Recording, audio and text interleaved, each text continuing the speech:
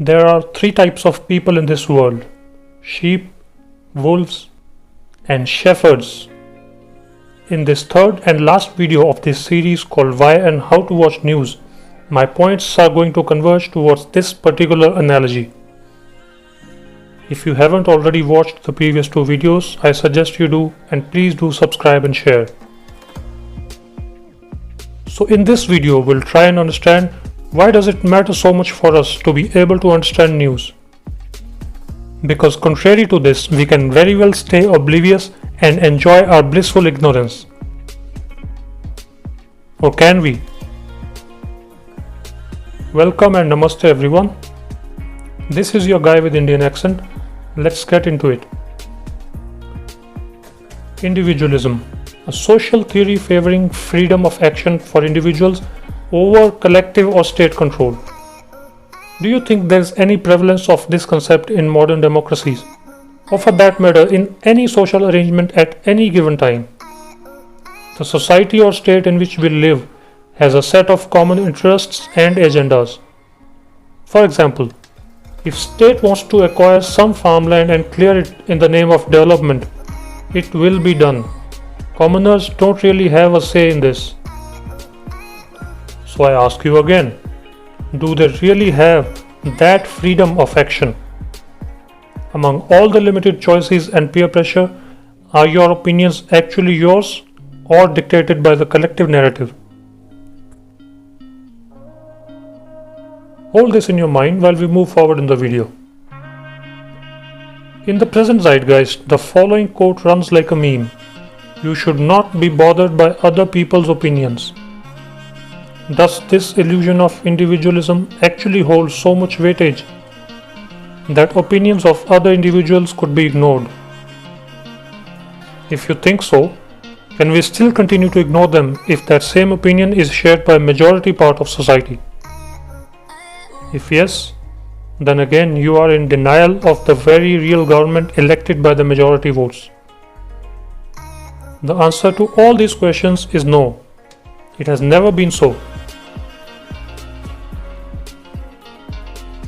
And as we move further towards an open world, better we realize that a standalone identity is nothing other than a bubble made by ourselves out of ignorance and lack of knowledge. Each individual is affected by everyone else's decisions. To digress, an Eskimo sitting on ice is affected by a corporate in US or China deciding to double its productions. Burning Amazon forests affect the life forms which depend on oxygen.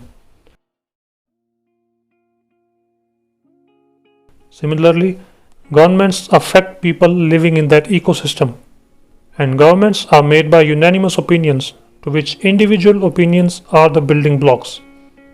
Now, what are opinions made of? Information.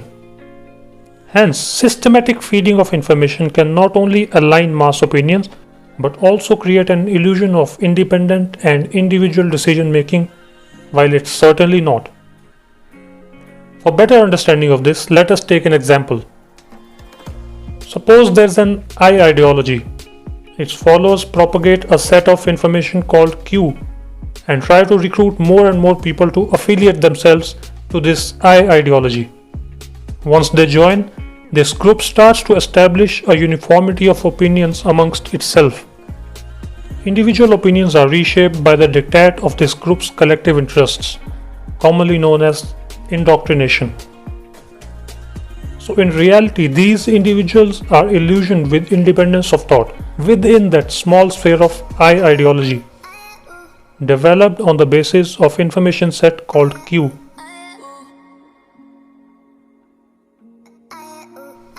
When one or more such ideologies meet, this gives rise to political and civilizational clashes, wherein ignorance stay in denial and get exploited. These are predominant characteristics of the present socio-political world, and the wolves invest most part of their resources in pushing more and more people towards ignorance. And natural selection suggests that only well-informed civilizations will survive. Or more accurately, the one with majority narrative. We'll discuss this in detail in upcoming series of videos. Coming back to the topic. So obviously a critical thought process is imperative.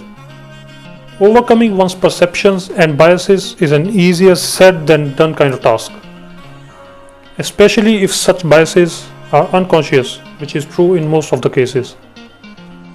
They affect our judgment, shape our opinions, and finally the decisions that we draw. This brings us to the sources of information. Do you think any of the popular news media across the world aim to build a well-informed civilization? While pondering over this, we can at least start working on ourselves.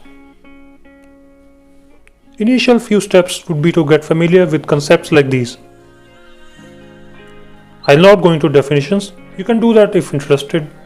Just try to get over these. It might feel hard, like getting over your ex, but believe me, it will be healthy, not only for you, but for those around you too. Still, let's just eyeball these quickly. Favoritism leads you to believe anything or anyone on face value and reject the unfavorite ones, irrespective of rights or wrongs, which further builds false perceptions, and people tend to cling on their perceptions real hard. Take news channels or reporters for example. Each of them has a fan base of their own and who follows them blindly into whatever they say.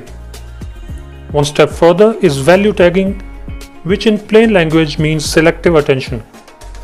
Based on our perceptions, we filter and assign importance to every piece of information like people, places, smell, memories, you name it. Most of the cringy content on internet right now is based on these two.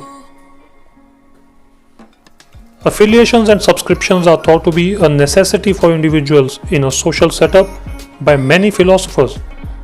While I don't agree completely on this, it is true in the contemporary situations.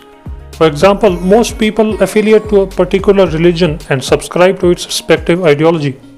Similarly, they subscribe to a particular news channel and themselves limit the scope of understanding things happening out of that sphere. Assumptions. Oh, this is a product of our intelligence and won't just leave us. We can only learn to live in a synchronization with it. Now we can't get rid of these very easily or even permanently per se. But what I am asking you to do is to at least be aware of these concepts while consuming information. Some might misinterpret all this as don't judge anyone, while the purpose of all this exercise is exactly the opposite. Be critically judgmental, judge everyone and everything, judge efficiently, and act wisely. Now once we have processed all this in our heads, there's a high probability to get deluded with indecision and inaction. This dilemma can be very well cleared by becoming a part of discourse. Connect and get together with people. Widen the scope of your knowledge base and those around you. Only then we will be prepared to make sensible choices and, more importantly, be competent enough to know what's right at the right time. I don't suppose you to take my word and transition overnight. Start slowly. Start with yourself. As they say in airlines, in case of a pressure emergency, put on your own mask first before assisting others. So discipline yourself and accomplish something in life. Achieve some extent of restraint or at least some control over your mind and body. Exercise, yoga, read.